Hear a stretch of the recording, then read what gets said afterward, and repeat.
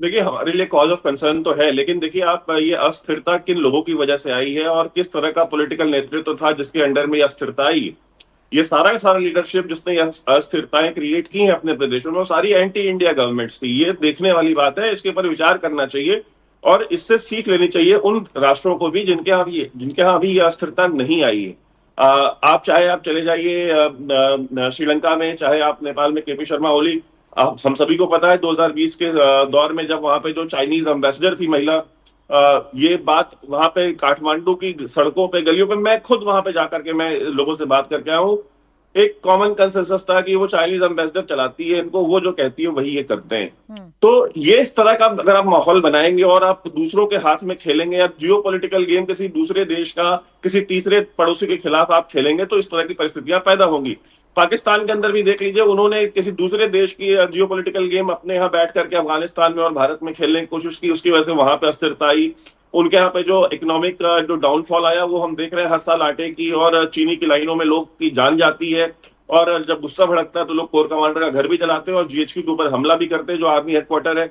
श्रीलंका में भी लोग राष्ट्रपति भवन में घुस गए, वहां पे भी आपने देखा कि किस तरह से चीन के हाथों में खेलने का प्रयास वहां की सरकार ने किया और एक जो डेट ट्रैप था उसमें फंसे। उसके बाद भारत ने जाकर उनको हीलिंग टच दिया वहां पे। और ये जितने भी देश जहां जहां पे अस्थिरताएं आई हैं, आप देखिए उसमें भारत का किरदार देखिए। भारत ने डिस्टरबेंस किसी भी देश ने क्रिएट की हो या किसी भी देश की वजह से वहां पे क्रिएट हुई हो, लेकिन जब भारत वहां गया तो भारत ने हमेशा हीलिंग टच दिया है। भारत ने उनके जख्मों पे मरहम लगाया है। श्रीलंका को हमने बिलियंस ऑफ डॉलर्स दिए ताकि वो अपनी अर्थव्यवस्था को संभाल सके। तो ये जो कॉज ऑफ कंसर्न तो है, लेकिन देखिए ये जियो पॉलिटिक्स है। जियो पॉलिटिक्स जो है वो बहुत क्रूएल और क्रूड होती है। उसमें कहीं पे भी इमोशंस का या अपने पराये का कोई सबकी कोई संवेदना नहीं होती। तो हमको अपनी आंखें खुली रखनी है और परिस्थितियों पर नजर बनाए रखना है। और देखिए ये राइटिंग ऑन द वॉल थी, ये होना ही था। जो लोग इस रीजन की पॉलिटिक्स को देखते हैं उनको पता है कि नेपाल में ये होना है। बस इंतजार ये था कि ये कब होगा, ये साल भर में होगा, 6 बिल्कुल महीने में ठीक होगा, कह रहे हैं तो आप वैभव। जिस तरीके से आपने समझाया कि जो हालात थे वो कैसे एंटी इंडिया मूवमेंट इन लोगों में चल रहे थे और कैसे फिर इन देशों में ये बर्बादी की तस्वीरें देखने को मिली। अब देखिए, नेपाल के पीएम केपी शर्मा ओली ने इस्तीफा दे दिया है। नेपाल के राष्ट्रपति रामचंद्र पौडेल का इस्तीफा हो चुका है। सरकार गिर चुकी है। जो सरकारी इमारतें हैं उनमें जेनजी प्रोटेस्टर्स ने कब्जा कर लिया है। अब जो एक चेहरा जिसकी चर्चा सबसे ज्यादा हो रही है वो चेहरा है बालेन शाह। उनको पीएम बनाने की मांग की जा रही है। ये बालेन शाह काठमांडू के मेयर हैं जिन्हें पीएम बनाने की मांग की जा रही है। अब ये क्या वैकल्पिक चेहरा हो सकते हैं, क्या ये पीएम बन सकते हैं, ये अब सबसे बड़ा सवाल है।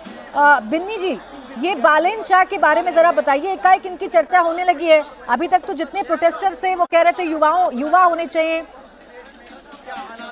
युवाओं के हाथों में सब कुछ होना चाहिए। और इनके बारे में अगर मैं कहूं तो ये आंदोलन का चेहरा बने हुए हैं। काठमांडू के मेयर हैं, युवाओं के बीच खासे लोकप्रिय रहे हैं। इनके ज्यादातर जो पोस्ट हैं बड़े ट्रेंड करते हैं। टाइम मैगजीन में उन्हें 2023 की अपनी टॉप 100 शख्सियत की सूची में रखा था। सिविल इंजीनियर के तौर पर अपने करियर की शुरुआत की थी। रैपर के रूप में अपनी किस्मत आजमाई और फिर उसके बाद ये राजनीति में आए और काठमांडू के मेयर पद के लिए इन्होंने चुनाव लड़ा।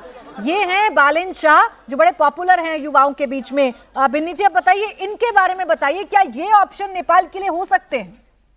मैं आपको एक नई बात आपको बताऊं प्राची, कि अभी 1 घंटा पहले बालेन शाह ने एक पोस्ट डाला था अपने पेज पे, जहां